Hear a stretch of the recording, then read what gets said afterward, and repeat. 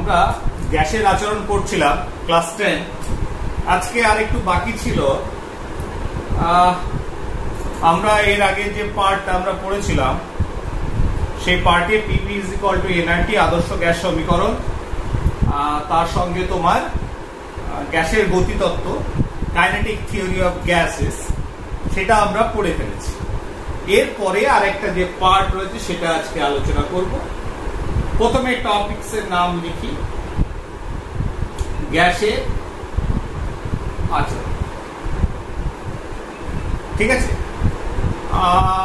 বয়েলস Charles 4, most probably it is 5th part, পঞ্চম part. ঠিক আছে, তাহলে আজকে যেটা মেইন ইস্যু রয়েছে, একটা ছোট্ট ইস্যু, সেটা হচ্ছে বাস্তব গ্যাস।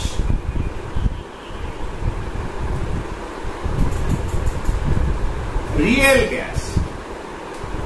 তাহলে প্রথমেই আমরা দেখে নিই বাস্তব গ্যাস কারা। বাস্তব গ্যাস মানে রিয়েল গ্যাস মানে যাদের আমরা দেখতে পাই। Oxygen, hydrogen, nitrogen, carbon die oxide, ammonia, যে গ্যাসগুলোকে আমরা প্রকৃতিতে দেখতে পাই সবাই বাস্তব গ্যাস, সবাই রিয়েল গ্যাস। তাহলে সেটাই যদি হবে, তাহলে এতদিন পর্যন্ত এই গ্যাসের আচরণ চ্যাপ্টারে এতক্ষণ পর্যন্ত বেটার বলা যে আমরা আদর্শ গ্যাস নিয়ে আলোচনা করছি। অর্থাৎ আদর্শ গ্যাস বয়েলের সূত্র মেনে চলে, আদর্শ গ্যাস চার্লসের সূত্র মেনে চলে, আদর্শ গ্যাস এদের সমন্বয়ে তৈরি আদর্শ গ্যাস সমীকরণ সেটি মেনে চলছে, PV is equal to nRT মেনে চলছে। তাহলে বাস্তবে যে গ্যাসগুলো পাচ্ছি তারা কি আদর্শ গ্যাস নয়? না। তাহলে আদর্শ গ্যাস হচ্ছে একটা থিওরিটিক্যাল কনসেপ্ট।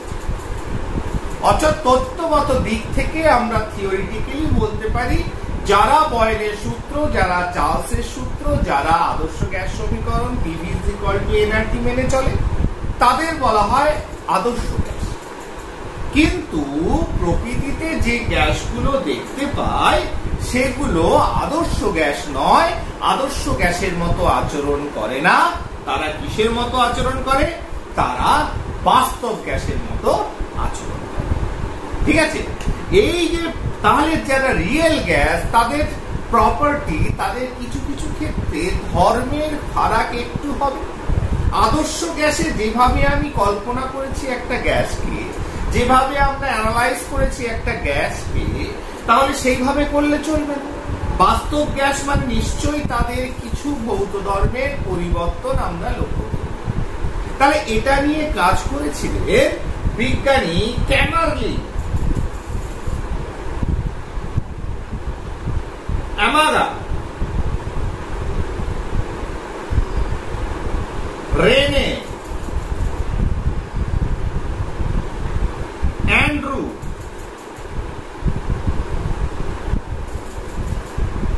এই বিজ্ঞানীরা মূলত এই বাস্তব গ্যাস অর্থাৎ আদর্শ গ্যাসের, আদর্শ গ্যাস মানে তার আচরণটা আদর্শ আচরণ থেকে ছেড়ে যে গ্যাসগুলোকে প্রকৃতিতে দেখতে পাচ্ছি তারা কিন্তু আদর্শ গ্যাসের মতো আচরণ করছে না, তারা বাস্তব গ্যাসের মতো আচরণ করছে। সেই বাস্তব আচরণটা কি সেটা নিয়ে কাজ করেছিল মূলত এই বিজ্ঞানীরা, ক্যামারলিন, আমারা, রেনে, অ্যান্ড্রু, যাদের নাম সবার আগে উঠে আসে। তাহলে বাস্তব গ্যাস কারা? তাহলে আদর্শ গ্যাস কারা? তাহলে সেটা যদি বলি, তাহলে এক কথায় বলতে পারি সব অবস্থাতেই যে সকল gas PV is equal to nRT সমীকরণ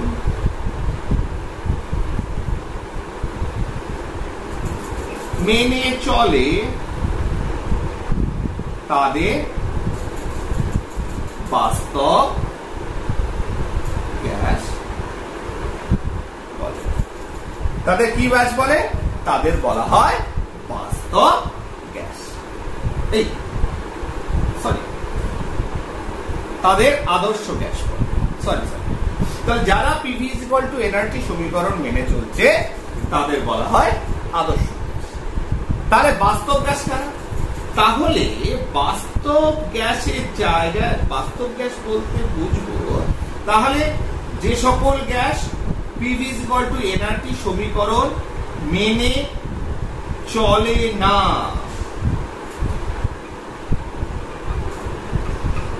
তাদের বলা হয়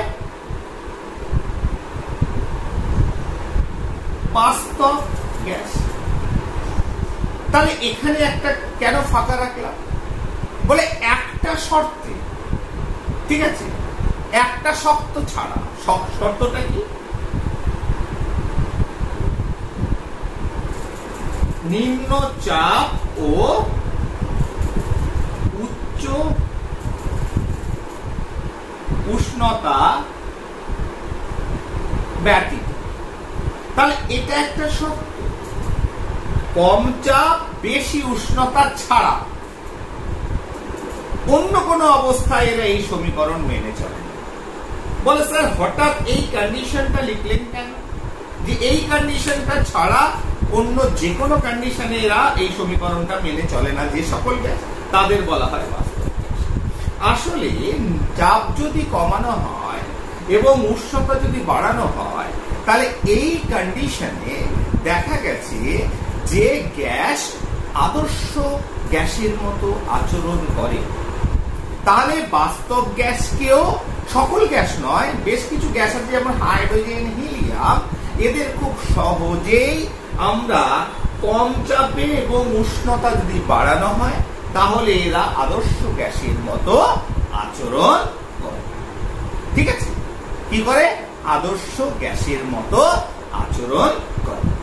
তাহলে এই কন্ডিশনটা আমাদের মাথায় রাখতে হবে। নিম্ন চাপ ও উচ্চ উষ্ণতা ব্যতীত যে সকল গ্যাস পিভি ইকুয়াল টু সমীকরণ মেনে চলে, ব্যতীত অন্য যে কোনো কন্ডিশনে আর কি, যেসব তাদের বাস্তব গ্যাস। তাহলে এটাকে যদি আমি গ্রাফিক্যালি দেখি, সেই গ্রাফিক্যালি দেখলে বুঝতে পারবো। তারপরে আমরা অ্যানালাইজ করছি কেন এরা বাস্তব গ্যাসের মতো। বাস্তব গ্যাস অ্যাকচুয়ালি কি, পার্থক্যটা কোথায় মেইনলি, সেটা পরে দেখব। তাহলে একটা গ্রাফিক্যাল রিপ্রেজেন্টেশন, যেটাকে আমাগা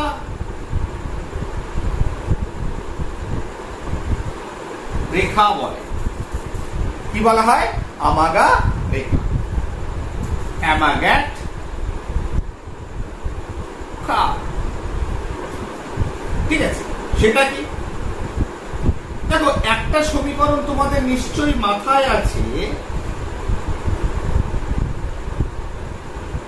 পিভি সঙ্গে যদি পি কে প্লট করা হয় তাহলে বাস্তব গ্যাসের ক্ষেত্রে কি পাবো? এই আদর্শ গ্যাসের ক্ষেত্রে এক্স পি অক্ষে বরাবর, যেহেতু পিভির মান সবসময় ধ্রুবক, ঠিক না? তাহলে এটা মনে করে দেখো তোমরা বয়েলের সূত্রে যে রেখা আইসোথার্ম গুলো পেয়েছিলাম, তাহলে পিভি বনাম পি বা পিভি বনাম ভি যদি করা হয় তাহলে কি হবে? আমরা এরকম একটা স্ট্রেট লাইন পাবো প্যারালাল টু পি অ্যাক্সিস। কারণ পিভির মান পি এর যে কোনো মানের জন্য 0, 1, 2, 3, 4 যে কোনো, যে অ্যাটমসফিয়ারিক প্রেসারই অ্যাপ্লাই করো না কেন, প্রেসার এবং ভলিউমের যে গুণফল, চাপ এবং আয়তনের গুণফল সর্বদা ধ্রুবক, তাদের ভ্যালু সবসময় একই পাচ্ছে। এটা হচ্ছে আদর্শ গ্যাস। ঠিক আছে, এইবার বিজ্ঞানী আমাগা এক্সপেরিমেন্টালি দেখালেন যে না, বাস্তব গ্যাসের সময় এরকম ঘটনাটা ঘটছে না। বাস্তব গ্যাসের সময় কাপটা পাচ্ছি প্রথমে বেশ কিছু গ্যাসের জন্য প্রথমে নিচের দিকে, তারপরে উপর দিকে উঠছে। আর কিছু গ্যাসের আছে যারা হচ্ছে কি এই নিম্নমুখী যে অংশটা, নিচের দিকে যে নামছে, এই অংশটা থাকছে না। যেমন this is for CO2, NH3 ammonia, তাদের ক্ষেত্রে প্রথমে পিভি যে সরলরেখা তার থেকে নামার একটা অংশ পাচ্ছি নিম্নমুখী, তারপরে এটা উপর দিকে উঠছে। তার মানে আদর্শ গ্যাসের মতো কার্ভ পাচ্ছি না, কার্ভটা বাস্তব গ্যাসের অন্যরকম হচ্ছে। এরা সবাই হচ্ছে কি গ্যাস? বাস্তব। তাহলে দেখো আদর্শ গ্যাস থেকে বিচ্যুতি কেমন ঘটছে না। তার কিছু গ্যাস আছে যাদের এরকম লোয়ার এন্ড আমাদের পাই না, একদম যেটা পাই ওপর দিকে পাই। যেমন ধরো হাইড্রোজেন H2, হিলিয়াম। তাহলে হাইড্রোজেন হিলিয়াম এই বাস্তব গ্যাসের ক্ষেত্রে আবার এই নিম্নমুখী অংশটা কিন্তু নেই, যা উঠেছে সোজা একটু ওপর দিকে, মানে পিভি যে রেখাটা সেই রেখার একটু ওপর দিকে হাইড্রোজেন হিলিয়াম মতো গ্যাস এরা কিন্তু উঠে গেছে। তার মানে এইগুলো দেখো ক্লাস 10 এ এই আমাদের এখানে। তাহলে আমি জাস্ট অল্প একটু পেরিফেরিটাকে বড় করছি। এটা যদি ক্লাস 10 এর বাস্তব গ্যাস নিয়ে আলোচনা হয়, আমরা তার থেকে একটু বড় করে আলোচনা করছি, আর কিছুই নয়। তোমাদের ইন্টারেস্টিং লাগবে এবং সেই জায়গায় কোনো কঠিনের ব্যাপার নেই যে না এটা খুব বাজে লাগছে, বুঝতে পারছি না, সেরকম জায়গা নেই বলেই আলোচনাটা করছি। তাহলে এটা তার মানে দেখা যাচ্ছে বাস্তব গ্যাস যে কটা আলোচনা করলাম, hydrogen, helium, carbon die oxide, ammonia, PV যে সরল রেখা তার মতো নয়, এরা একটু ডিফারেন্ট।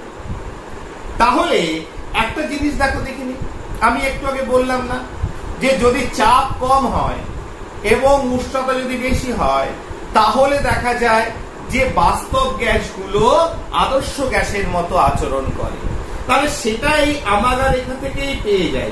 ধরো এই লোয়ার প্রেসারটা কমটাকে যদি এনলার্জ করো, তো ধরো এটাকে এনলার্জ করলাম, তাহলে পিভি দেখো, তোমরা ছবি এনলার্জ করতে পারো তো, একটা ফটোকে হাতে করে মোবাইল ফোনে এনলার্জ করো, তেমনি ধরো এই লোয়ার পোর্শনটাকে 0 থেকে ধরো এই ধরো 1 অ্যাটমসফিয়ার, ধরো 0.5 অ্যাটমসফিয়ারিক, 1 অ্যাটমসফিয়ারে হাফ, এইটাকে বড় করো দেখিনি এত বড়, তাহলে 0.1, ধরো 0.2, 0.3, 0.4 এইভাবে বেড়েছে।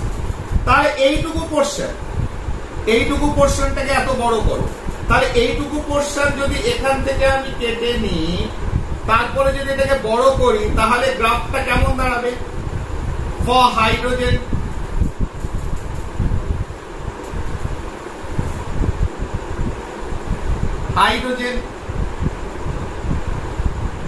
একই রকম প্রায় ফর হিলিয়াম, নিচের দিকে নামছে, এই যে নিচের দিকে নামছে এই পোর্শনটা, এইগুলো বাদ দাও, এই ছোট লোয়ার প্রেসারে দেখো কার্বন ডাই অক্সাইড, আবার নিচের দিকে নামছে, নিচের দিকে নামের দিকটা পাচ্ছি অ্যামোনিয়া। তাহলে দেখো এক লোয়ার প্রেসার যখন কম আছে তখন দেখো এটা মনে হচ্ছে না এক্স অ্যাক্সিসের সঙ্গে সবাই প্যারালাল। তার মানে এক্স অ্যাক্সিসের সঙ্গে যে আদর্শ গ্যাসের যে প্যারালাল সমান্তরাল যে রেখাটা তার মতো মনে হচ্ছে না। তাহলে বোঝা যাচ্ছে যে এক লোয়ার প্রেসার, আমার রেখা থেকে বোঝা যাচ্ছে লোয়ার প্রেসারে যখন এই কার্ভগুলোকে দেখছি এবং সেটাকে এনলার্জ করছি, তখন সেটা মনে হচ্ছে যে এটা আদর্শ গ্যাসের মতো আচরণ করছে। ঠিক আছে, এটাই আমাকে রেখার বিশেষত্ব। ঠিক আছে, এবার কেন কি বৃত্তান্ত, কেন ডাউনওয়ার্ডস হয়েছে, এগুলো তো পরবর্তীকালে আলোচনা রয়েছে, সেটা অন্যদিকে, ওদিকে যাবোই না। তাহলে আমরা এইটুকু অন্তত ক্লাস 10 এ বসে বুঝতে পারছি, বা ক্লাস 11 এ পড়লেও আমরা শুরুটা এইভাবে বুঝতে পারবো যে এইগুলোকে যদি আমি লোয়ার প্রেসারে যে অবস্থাটা সেটাকে এনলার্জ করলে তারপরে দেখো উপর দিকে তো উঠে যাবে, এরা নিচের দিকে নিয়ে উপর দিকে উঠবে। কিন্তু লোয়ার প্রেসার পোর্শনটা, এই পোর্শনটাকে যদি আমি বড় করি, তাহলে এটা দেখে মনে হচ্ছে যে না এটা আদর্শ গ্যাসের মতো আচরণ করছে। ঠিক আছে না? তাহলে এইটুকু আমরা বুঝতে পারলাম। এবার এই আমাগা রেখা থেকে যে জিনিসটা বুঝতে পেলাম যে লোয়ার প্রেসারে বা হায়ার টেম্পারেচারে এরা আচরণ করছে কিসের মতো? আদর্শ গ্যাসের মতো। তাহলে অ্যাকচুয়ালি আদর্শ গ্যাসের থেকে বিচ্যুতি ঘটেটা কেন? তাহলে কেন বিচ্যুতি ঘটে? ঠিক আছে না? তাহলে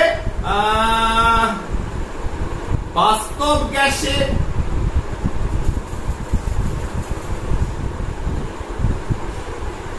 আদর্শ আচরণ থেকে বিচ্যুতি ঘটার কারণ কি? কেন বিচ্যুতি ঘটে? কোশ্চেন দেখো, দুটো জিনিস। এক নম্বর হচ্ছে চাপ সংক্রান্ত বিষয়। চাপ না, প্রথমে বলি আয়তন। আয়তন সংক্রান্ত। আয়তন কেন? আমরা প্রথমেই জেনেছি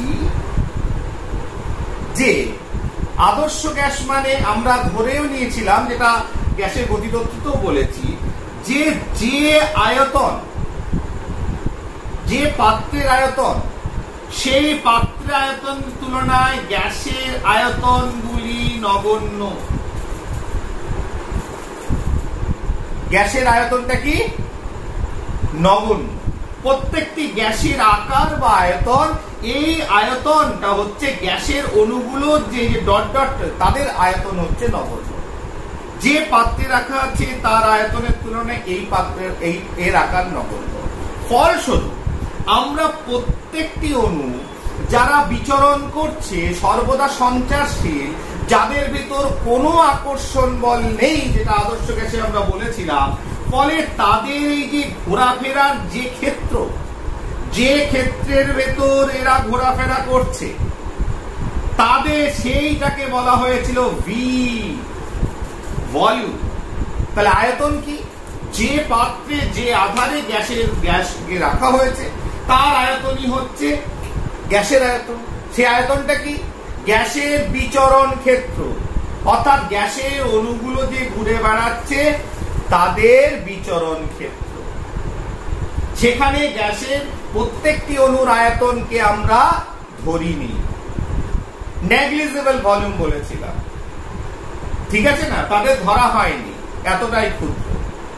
কিন্তু বাস্তব গ্যাসের ক্ষেত্রে দেখা যায়, বাস্তব গ্যাসের ক্ষেত্রে কি হয়েছে? বাস্তব গ্যাসের ক্ষেত্রে তোমার প্রত্যেকটি অণু একটা আয়তন আছে। তাহলে যদি প্রত্যেকটা অণুকে একটা জায়গায় ভাবি, তাহলে এদের এক জায়গায় করে আমি যদি ভাবি, এক জায়গায় তো থাকে না, এরা ঘুরে বেড়াচ্ছে, তাহলে এখানে যে অণুগুলো আছে তাদের আয়তনকে যদি আমি স্মল ভি দিয়ে ধরি, ঠিক, তাহলে মোট এখানে যদি এন সংখ্যক অণু থাকে, তাহলে এন ইন্টু ভি, এই পরিমাণ আয়তন যদি এই গ্যাসের অণুগুলো দখল করে, তাহলে এদের বিচরণ ক্ষেত্রটা কি এক থাকবে? থাকবে না। তাহলে এইটুকু বাদ দিয়ে এই অংশে বিচরণ করতে হবে। তাহলে বিচরণ, তাহলে মোট ভলিউম কি হবে? ভি মাইনাস এন, বা এটাকে আমরা পরবর্তীকালে সুবিধার জন্য এই ভলিউমটা বলছি বি, ছোট হাতের B, V minus N B, better, এটা পরবর্তীকালে দেখব। তাহলে যে বাস্তব গ্যাসের ক্ষেত্রে যে আয়তনটা পাচ্ছি সেটা পুরোপুরি জায়গা পাচ্ছি না, কেন বাস্তবে প্রত্যেকটি গ্যাসের আয়তন রয়েছে। তাহলে সেটা যদি হয়, তাহলে আধারের আয়তনের ভেতর খানিকটা আয়তন গ্যাসের আয়তনকে বাদ দিতে হবে, বাকিটা পড়ে থাকবে সেই অংশটা, ফাঁকা জায়গাটা, যেখানে গ্যাসের অণুগুলো ছোটাছুটি করবে। যেটা আদর্শ গ্যাসে বলেছি, আর অণুগুলো ছোটাছুটি করছে, যতটা জায়গা জুড়ে করছে সেটাই হচ্ছে তার আয়তন। তাহলে একটা কারেকশন দরকার আছে। তাহলে বিচ্যুতি ঘটার কারণ কি? এক নম্বর হচ্ছে আয়তন সংশোধন। আয়তন তার মানে গ্যাসের অণুগুলো, যার আদর্শ গ্যাসের ক্ষেত্রে গ্যাসের অণুগুলোর আকার আমি ধর্তব্যের ভেতর ছিল না, তোমার সেটাকে নেগলিজিবল ধরেছিলাম, কিন্তু বাস্তব গ্যাসের ক্ষেত্রে গ্যাসের অণুগুলোরও একটা আয়তন রয়েছে, ঠিক আছে? তাহলে মোট আয়তন, আধারের আয়তন ধরলে চলবে না, সেখানে একটা কারেকশন করতে হবে, সংশোধন করতে হবে, ঠিক? এবং তাহলে দেখো, তাহলে আমি কি বললাম, একটা কন্ডিশন দিয়েছিলাম, লোয়ার প্রেসার, হায়ার টেম্পারেচার। তাহলে দেখা যায় যে বাস্তব গ্যাসগুলো আদর্শ গ্যাসের মতো আচরণ করে। কেন? তার কারণ যখনই তোমার চাপ কমানো, বয়লের সূত্র কি বলেছে? চাপ কমানো মানে আয়তন বড় হয়। তাহলে আধারের আয়তনটা বড় হলো, উষ্ণতা যদি বাড়াও তাহলেও আয়তন বড় হলো। তাহলে যদি এই আয়তনটাকে আমি বড় করে দিই, অনেক বড়, তাহলে চাপ কমালে আয়তন বেড়ে গেল, উষ্ণতা বাড়ালেও আয়তন বেড়ে গেল। তাহলে এই কন্ডিশনটা যদি অ্যাপ্লাই করি তাহলে দেখা যাবে যে এই যে স্পেসটা এখন দখল করে আছে এই টোটাল আয়তনে সেটা নেগলিজিবল হয়ে যাবে, আদর্শ গ্যাসের মতো আচরণ করবে। কারণ এইটুকু এতটার ভেতর এইটুকু, আর আগে ছিল এইটুকুর ভিতর এতটা। তার মানে যত বেশি আধারের আয়তন আমি বাড়াতে পারবো, কম pressure, low pressure, higher temperature, তাহলে এই কন্ডিশনে বাস্তব গ্যাসও দেখা যাচ্ছে আদর্শ গ্যাসের মতো আচরণ করছে। কারণ সেই ক্ষেত্রে ওই প্রত্যেকটা গ্যাসের আয়তন আধারের আয়তনের তুলনায় নগণ্য হয়ে যাচ্ছে, নেগলিজিবল হয়ে যাচ্ছে, নগণ্য হচ্ছে, ঠিক না? তাহলে ওই কন্ডিশনটাই দেখা যাচ্ছে হ্যাঁ ঠিক আছে। তাহলে ভলিউম বিচ্যুতির কারণ কি? এক হচ্ছে আয়তন। 2 নম্বর বিচ্যুতির কারণ কি? 2 নম্বর বিচ্যুতির কারণ হচ্ছে চাপ। কেন চাপ? আদর্শ গ্যাসের ক্ষেত্রে বলেছিলাম যে ধরো এখানে একটা গ্যাস মলিকিউল, এখানে একটা চাপ দিচ্ছে, একদম সিম্পল লজিক। এখানে বল প্রয়োগ করছে, ছুটছে, ছুটে ধাক্কা মেরেছে, চাপ সৃষ্টি করেছে। আচ্ছা, একে এখানে যদি বি মলিকিউলস থাকে, এ কি একে টেনেছে কখনো? না। তাহলে ও যে চাপটা দিয়েছে সে নিজে দিয়ে ধাক্কা দিয়েছে, যার জন্য চাপ সৃষ্টি হয়েছে। এটা হচ্ছে আদর্শ গ্যাস। এবার বাস্তব গ্যাসে কি হয়েছে? বাস্তব গ্যাসে হয়েছে যেটা, সেটা হচ্ছে বাস্তব গ্যাসে বলা হচ্ছে যে বাস্তবে তা হয় না, অণুগুলোর ভেতর একটা আকর্ষণ বল থাকে। কি থাকে? একটা আকর্ষণ বল পাওয়া গেছে। তাহলে সেটাই যদি হয় তাহলে বি একে একটা টানছে, তাহলে পাশে সবাই তো অনেক অণু রয়েছে, তাহলে একে যদি বি পেছন দিকে টানে তাহলে যে পরিমাণ চাপ পাওয়ার কথা সেই পরিমাণ চাপ কি পাচ্ছে না? কারণ পেছনে যদি কেউ ওকে টানে সেই পরিমাণ চাপ দিতে পারছে না। ফলস্বরূপ চাপেরও একটা কারেকশন করতে হবে, হ্যাঁ কি না? তাহলে চাপেরও সংশোধন প্রয়োজন। তাহলে বাস্তব গ্যাসের ক্ষেত্রে এক হচ্ছে আয়তন, গ্যাসের অণুগুলোর আয়তন রয়েছে, যেটা আদর্শ গ্যাসে আমরা ধরিনি। 2 নম্বর হচ্ছে চাপ। যে পরিমাণ চাপ দিচ্ছে আদর্শ গ্যাসে অণুগুলো পাত্রের দেওয়ালে, বাস্তবে দেখা যাচ্ছে বাস্তব গ্যাসের ক্ষেত্রে অণুগুলোর ভেতর আমরা ধরছি একটা আকর্ষণ বল আছে। ফলস্বরূপ যে পরিমাণ চাপ দেওয়ার কথা তার থেকে কম দিচ্ছে, কারণ পেছন দিকে টানছে, আকর্ষিত করছে অন্যান্য অণুরা। বোঝা যাচ্ছে? তাহলে দুটো যে এই যে ধর্মের পরিবর্তন হলো, এই ধর্মগুলোর পরিবর্তনই তাদের আদর্শ আচরণ থেকে বাস্তব যে আচরণ, বাস্তব গ্যাসের আচরণে পরিবর্তন ঘটায়, এবং গ্যাসগুলোকে আমরা বলি বাস্তব গ্যাস। তাহলে এক্ষেত্রেও দেখো চাপ সংক্রান্ত যে বিষয়টা উঠে আসছে, এক্ষেত্রেও দেখো যদি চাপ কমানো হয় তাহলে আয়তন বাড়বে। তাহলে এর যদি আয়তনটা বাড়ে, উষ্ণতা বাড়লেও আয়তন বাড়ে, ফলে এবং কি হবে? উষ্ণতা বাড়লে অণুগুলোর ভেতর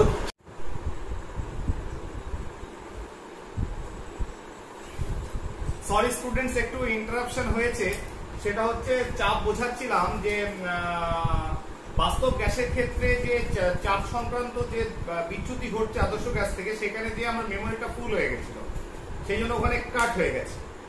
ঠিক আছে, ও হঠাৎ করে দেখবে বন্ধ হয়ে গেছে। তা আমি আবার শুরু করছি সেই জায়গা থেকে, যেখানে যে মেমোরি ফুল হয়ে গেছিল আমি আসলে খেয়াল করিনি, যে জায়গা নেই। ফাইন। তাহলে দেখো চাপের যে কারেকশন করা হচ্ছে, তাহলে দেখা যাচ্ছে যে বাস্তব গ্যাসের ক্ষেত্রে কি হচ্ছে, যে একটা অণু যে ধাক্কাটা দিচ্ছে তাকে অন্যান্য অণু তাদের একটা আকর্ষণ বল পাওয়া যাচ্ছে। তারপরে যে পরিমাণ চাপ দেওয়ার কথা সেই পরিমাণ দিতে পারছে না। কিন্তু যদি আমি চাপটাকে কমিয়ে দিই, আয়তনটা বাড়বে। উষ্ণতাটাকে যদি বাড়িয়ে দিই তাহলে কি হবে? তাহলে যদি দেখা যায় যে একটা অণু যে আকর্ষণ করছে তার ভেতর পেছনে যে আকর্ষণ বল এটা অনেকটা কমে যাবে। তার মানে এই আকর্ষণ বলটাকে, পারস্পরিক যে অণুদের ভিতর আকর্ষণ বল, সেটাকে নালিফাই করতে পারি, নগণ্য করতে পারি যদি আমি চাপটাকে কমাই এবং উষ্ণতাটাকে বাড়িয়ে দিই। তাহলে তারা স্বতঃস্ফূর্তভাবে ছোটাছুটি করবে, নিজেদের ভিতর আকর্ষণ বলটা কমে যাবে, অনেকটা জায়গা পাবে, আয়তন পাবে। ক্লিয়ার? তাহলে নিম্নচাপ এবং উষ্ণতা আমরা আদর্শ গ্যাসের মতো আচরণ পেতে পারি বাস্তব গ্যাসে। না হলে দেখা গেছে যে সাধারণ কন্ডিশনে অণুদের ভিতরে আকর্ষণ বল থাকছে, ফলে যে পরিমাণ চাপ দিচ্ছে তাকে দিতে ইচ্ছে না, পেছন থেকে টানছে। তাহলে এই যে চাপ এবং আয়তন, এই দুটোই যে আদর্শ গ্যাস থেকে বাস্তব গ্যাসে যে ধর্মের বিচ্যুতি ঘটলো সেটাকে বিজ্ঞানী ভ্যান ডার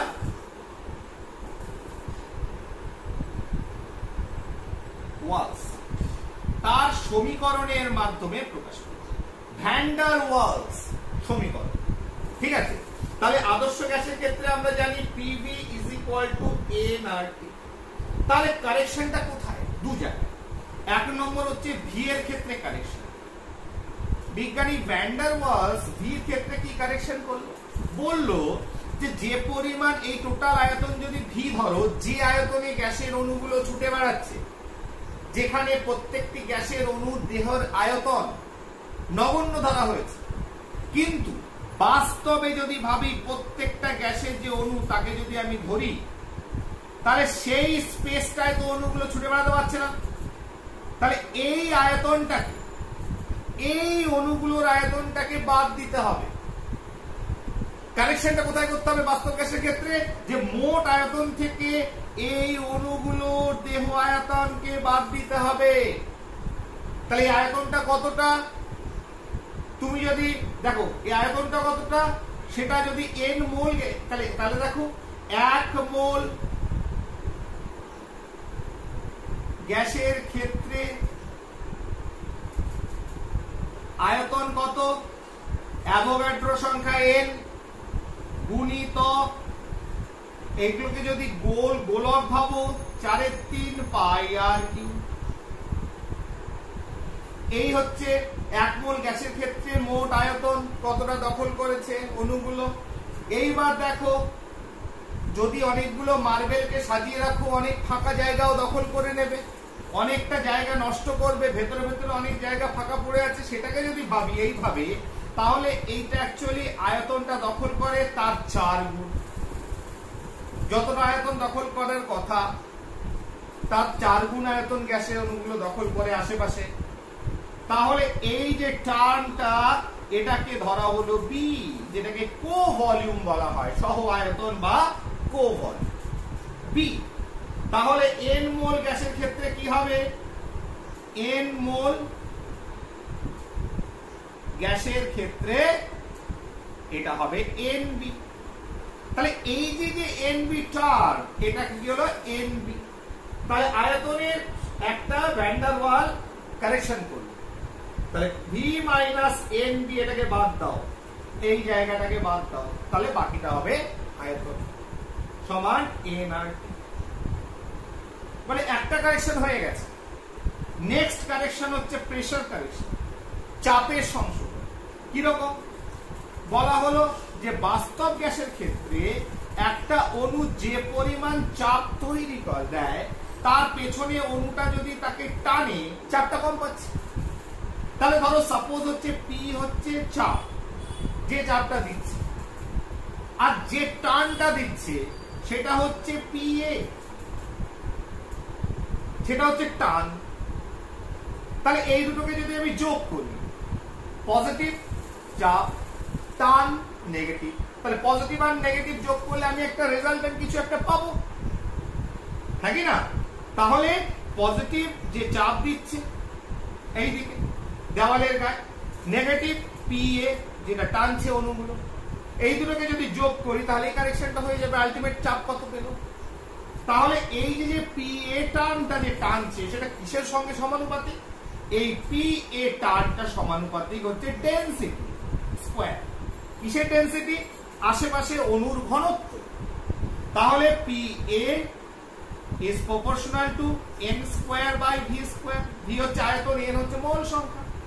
তাহলে এখানে যদি একটা কনস্ট্যান্ট ভাবি, PA is equal to n square by v square into a, একটা কনস্ট্যান্ট টার্ম নিয়ে এলাম।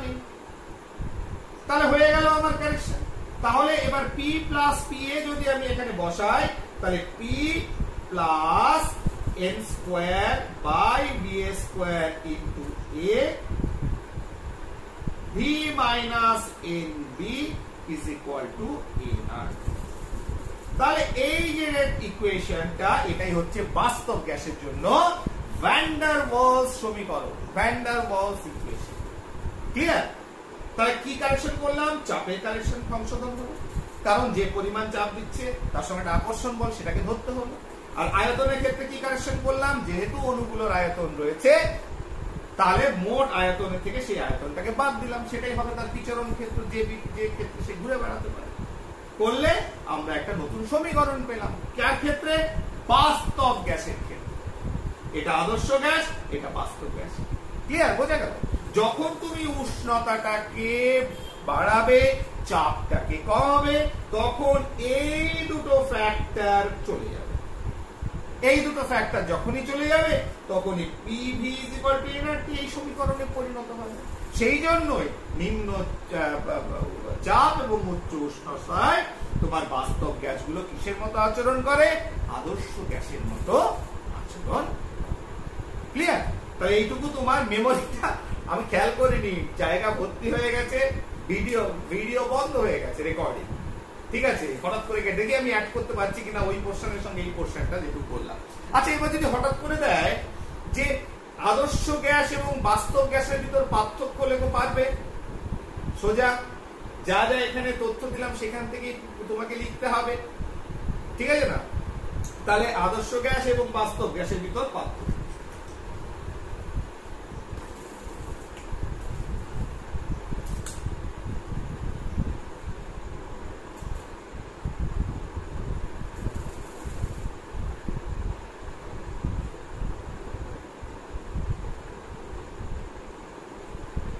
তাহলে এটা কি যে কোনো অবস্থাতেই, আমি সংখ্যা বলে যাচ্ছি, PV = nRT সমীকরণ মেনে চলে। আর এটা হচ্ছে কি নিম্ন চাপ ও উচ্চ উষ্ণতায় PV = nRT সমীকরণ মেনে চলে, আর কোনো অবস্থাতে মেনে চলে না। ঠিক আছে? 2 নম্বর লিখতে পারো, বলে দিচ্ছি, লিখতে পারো। আদর্শ গ্যাস, দেখো এদের অণুগুলোর ভিতর কোনো আকর্ষণ বল আছে? নেই। তার মানে এদের তরলায়িত করা যাবে না, লিকুইফাইড করা যাবে না। কিন্তু বাস্তব গ্যাসে অণুগুলোর ভিতর আকর্ষণ বল আছে, ফলে এদের কি করা যায়? তরলে পরিণত করা যায়। ঠিক আছে? আচ্ছা, তাহলে এদের অণুগুলোর আকার, আদর্শ গ্যাসের ক্ষেত্রে অণুগুলোর আকার পাত্রের আয়তনের তুলনায় নগণ্য হয়, বা অণুগুলোর আয়তন পাত্রের আয়তনের তুলনায় নগণ্য হয়। কিন্তু বাস্তব গ্যাসের ক্ষেত্রে কি হচ্ছে? অণুগুলোর আয়তন পাত্রের আয়তনের তুলনায় নগণ্য নয়। ঠিক আছে না? আদর্শ গ্যাসের ক্ষেত্রে যে পরিমাণ অণুগুলো চাপ সৃষ্টি করে, বাস্তব গ্যাসের ক্ষেত্রে সেই পরিমাণ চাপ সৃষ্টি করে না, কারণ অন্যান্য অণুগুলো তাদের আকর্ষিত করে থাকে। তাহলে এইভাবে আমরা 3টে 4টে 5টা পয়েন্ট আমরা খুব সহজেই আদর্শ গ্যাস এবং বাস্তব গ্যাসের ক্ষেত্রে এদের যদি তুলনা করতে বলে, যদি পার্থক্য করতে বলে, তাহলে অবশ্যই শিখতে পারবে। ঠিক আছে? ফাইন, তাহলে এখানে এই গ্যাসের আচরণ চ্যাপ্টারটা এখানে শেষ করছি। Thank you.